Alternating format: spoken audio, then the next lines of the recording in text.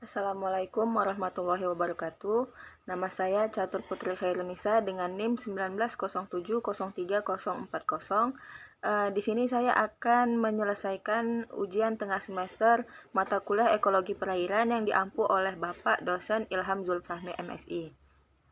Setelah mendengarkan webinar yang diselenggarakan oleh UNIPMA mengenai ekologi laut, ekosistem terumbu karang, ekosistem lamun, dan ekosistem mangrove yang diselenggarakan secara online dengan tema membangun literasi sains di era new normal, dapat saya simpulkan bahwa ekosistem mangrove merupakan tumbuhan yang mendiami daerah pasang surut air laut. Dan beberapa faktor yang dapat mempengaruhi tumbuhnya mangrove yaitu antara faktor salinitas, faktor substrat, misalnya lumpur, pasir, atau campuran pasir antara pecahan karang, serta faktor pasang surut. Bentuk perakaran dari mangrove itu ada 4, ada perakaran tunjang, lalu ada akar lutut, akar papan, dan pneumatopore. Dan karakter khas dari mangrove yaitu adalah membentuk pola zonasi horizontal, di mana pola zonasi horizontal ini merupakan sebaran kelompok jenis mangrove yang secara tegak lurus pada garis pantai yang disebabkan oleh kemampuan mangrove untuk beradaptasi pada lingkungannya. Zonasi mangrove sendiri dapat dipengaruhi oleh beberapa hal, diantaranya adalah adaptasi terhadap sedimen, terus adaptasi mangrove terhadap substrat, misalnya lumpur, pasir, dan pecahan karang. Selanjutnya adalah salinitas, kemudian adalah pertahanan mangrove terhadap angin dan gelombang, serta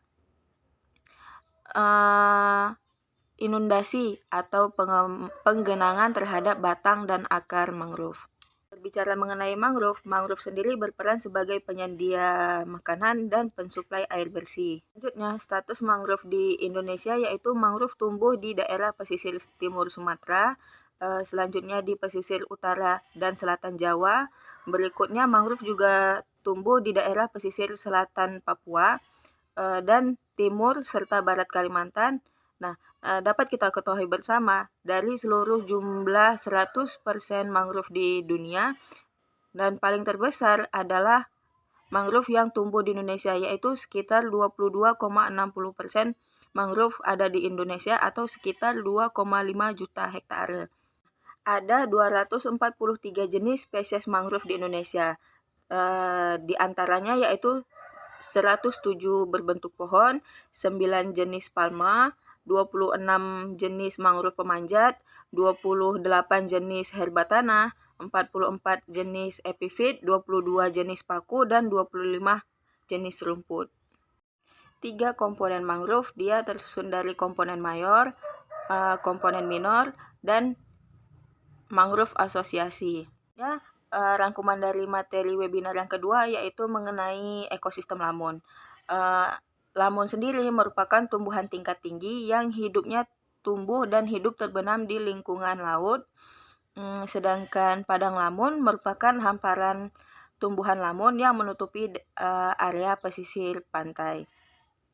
Sedangkan ekosistem lamun merupakan hubungan timbal balik antara lamun dengan lingkungan serta biota yang ada pada lingkungannya tersebut. Nah, lamun dia mengambil nutrien dari sedimen laut.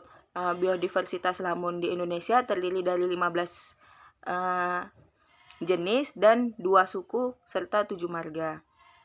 Nah, di antaranya adalah Enhalus acroides, Thalassia hempricii, Cimodesia rotundata, kemudian ada Thalassodendroa ciliatum, berikutnya ada Syringodium isoetifolium, terus Holodule univalvis, kemudian Holodule pinifolia, Holopilia ovalis, Holopilia minor, Holopilia decipeasi, Holopilia hanulosi, serta berikutnya yaitu Holopilia sulawesii, Holopia becarii, dan Rupia maritama.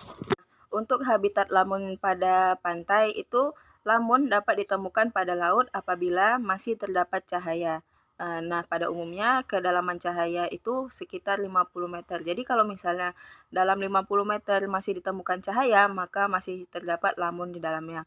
Terus ada dari webinar tersebut dapat kita ketahui bahwa ekosistem lamun sendiri sekarang mengalami ancaman. Beberapa faktor yang dapat mengancam ekosistem lamun adalah sampah, terus kemudian budidaya rumput laut, serta oil pollution. Berbicara mengenai lamun, ada beberapa fungsi dan manfaat yang dapat diberikan oleh lamun.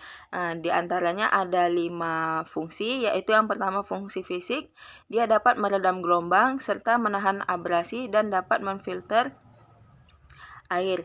Yang kedua adalah fungsi kimia. Fungsinya yaitu dapat menjadi proses daur ulang.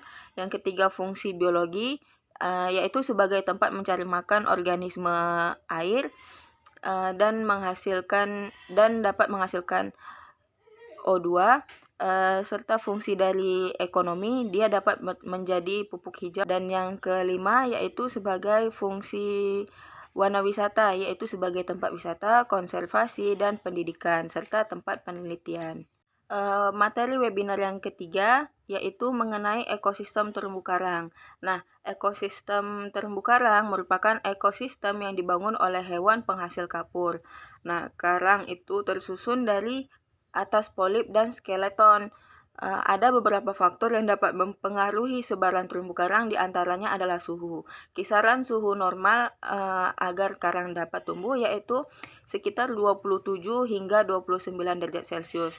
Nah, di sini dapat kita ketahui bahwa kisaran suhu normal untuk karang tumbuh yaitu pada kisaran suhu ini. Namun apabila suhunya lebih tinggi atau lebih rendah, bukan berarti karang tidak dapat tumbuh, tetap saja tumbuh. Namun dia tergantung adaptasi dan ketahanan dari terumbu karang itu sendiri. Terus yang kedua adalah faktor cahaya. Yang ketiga salinitas, di mana salinitas yang maksimal yang dapat terumbu karang tumbuh yaitu adalah 36 per mil. Dan yang keempat adalah sirkulasi, di mana sirkulasi ini akan mempermudah terumbu karang untuk mencari makan, serta yang kelima adalah substrat. Dan adapun fungsi dan manfaat dari terumbu karang adalah untuk melindungi pantai dari abrasi, sebagai tempat atau habitat dari biota laut yang lain, sebagai tempat penelitian dan pendidikan, untuk absorpsi karbon pada laut, serta sebagai tempat wisata. Nah, dapat kita ketahui bersama bahwa di Indonesia merupakan negara dengan penghasil terumbu karang terbesar di dunia, yaitu sekitar 53% dari dunia. Nah, terumbu karang dia dapat hidup pada daerah adaptasi yang berbeda terhadap tekanan dan kondisi perairan pada laut. Nah, bleaching merupakan keluarnya zooxanthella dari karang, di mana zooxanthella ini merupakan hewan laut yang hidup bersimbiosis dengan terumbu karang. Manfaat dari zooxanthella ini, dia dapat memberikan warna pada karang, dan zooxanthella memberikan sumbangan kalsium karbonat pada karang. Adapun mekanisme keluar masuknya zooxanthella pada karang yaitu di mana terjadinya kontak awal pada terumbu karang dan zooxanthella, kemudian zooxanthella masuk ke dalam terumbu karang. Setelah itu zooxanthella melakukan pemilahan. Setelah zooxanthella nyaman pada satu terumbu karang, maka dia akan melakukan perbanyakan. Namun pada suatu waktu tertentu zooxanthella akan melakukan penyeimbangan, di mana beberapa dari sejumlah perbanyakan tersebut, maka zooxanthella itu mengalami penyeimbangan, di mana pengeluaran zooxanthella tertentu setelah itu akan mengalami pemutusan. Adapun peran zooxanthella pada terumbu karang yaitu untuk menyuplai oksigen, selanjutnya menyerap sisa metabolit dari terumbu karang dan memberi warna pada terumbu karang, selanjutnya melindungi terumbu karang dari sinar paparan matahari secara langsung, dan dapat meningkatkan kapasitas adaptasi terumbu karang terhadap daerah lingkungan hidupnya. Sekian penjelasan resum dari saya. Lebih dan kurang saya mohon maaf dan semoga hasilnya baik. Wabillahi taufiq wal hidayah. Assalamualaikum warahmatullahi wabarakatuh.